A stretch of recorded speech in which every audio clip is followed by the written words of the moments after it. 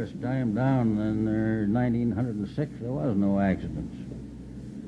We come away with the steam record, the international mile for the Sir Thomas Duart, and the kilometer in 18 and 2/5 seconds. And that was 19 what? 6. 1906. Yes. Come away with a 2 mile a minute and then 59 3/5 seconds. And the Stanley brothers weren't satisfied with that record, and they wanted to try to better it? They wanted to try to better it. Well, what happened the next year? Well, the car got airborne the same as an airplane.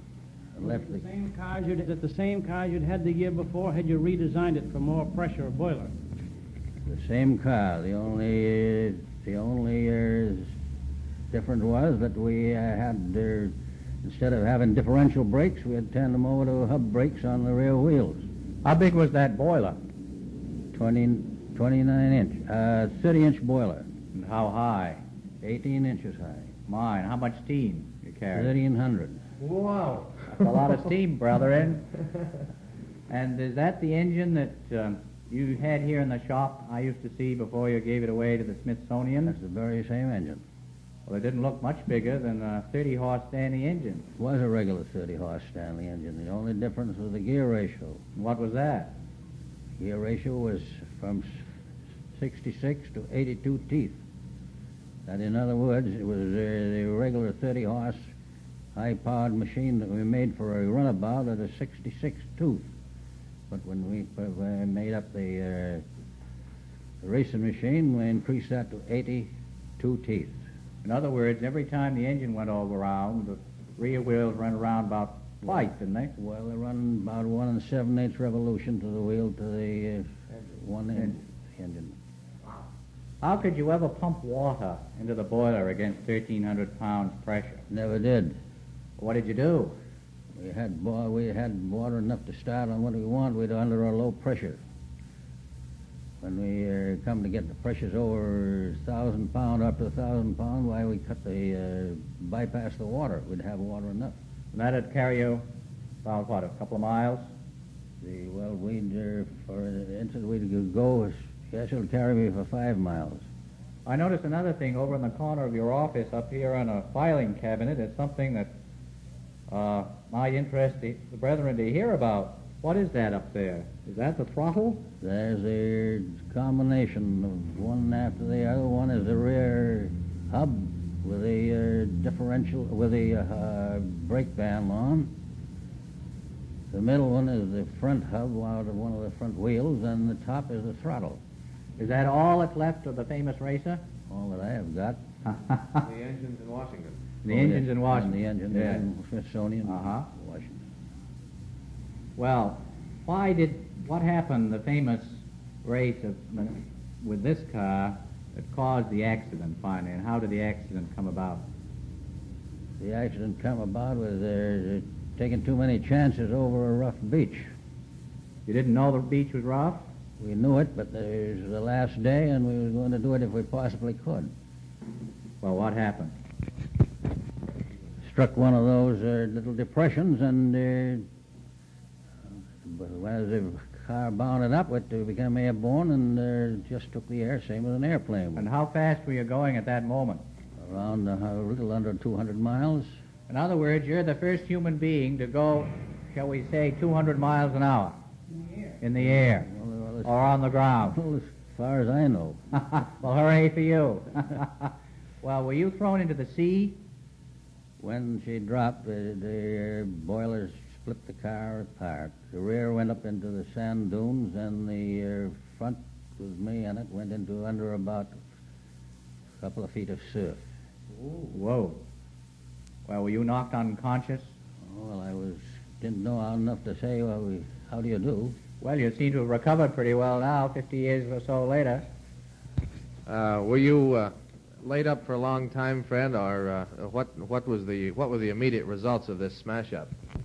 Well, I left me with few little scars down there, but every time I'd get a bump, I seemed to get them on that same place.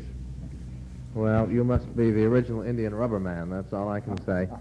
Well, now, this garage that Fred is operating and has operated for many years is very interesting because it's probably the last surviving link with the old Stanley factory.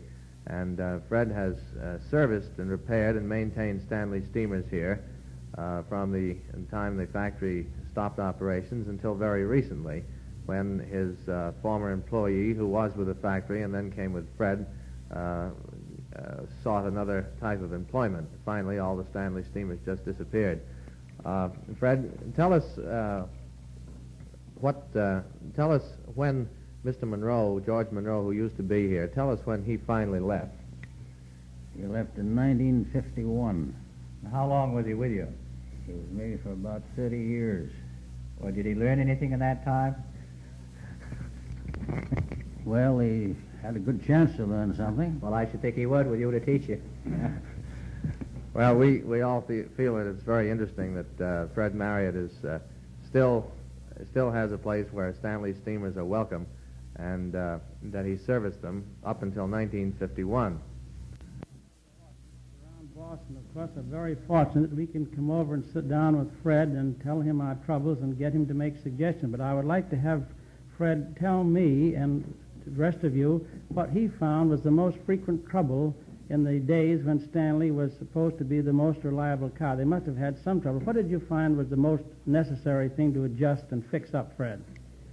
Well, the most necessary thing the trouble is on the gasoline, on carboning, and on the nozzles.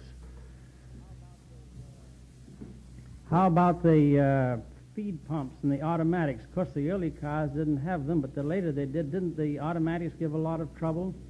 No. The automatic, we had to have a steam automatic to govern the amount of pressure on the boiler, and also we had a relief automatic on the gasoline system. How about the pilot? Did that give as much trouble in the old days? Now I seem to have to drill my pilot vaporizer tube out every 50 miles. Was that true in the old days? Well, we had considerable trouble with the pilots, but we overcome that in a year or two, so the bearing seemed to give very little trouble. How was that overcome? Well, how was that overcome, Fred? On the construction of the pilot, a different type. Well, that's when you put the U tube on instead of having the long tube coming in from the middle? That's right, yes.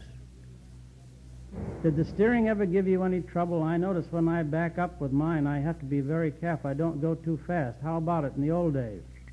Well, we would reverse the car just as fast as you could back or as you could forward. You had to be very, very careful on that, on account of the steering system that we had, which is nothing but a sector gear, and you had to be very careful. How about the later cars when they started a condenser? Didn't that give a lot of trouble by getting oil into your boiler? Yes. The oil that was supplied to the engine was supplied into the main steam line and went through the engine, through the exhaust, through the tube back to the condenser and back into the water tank.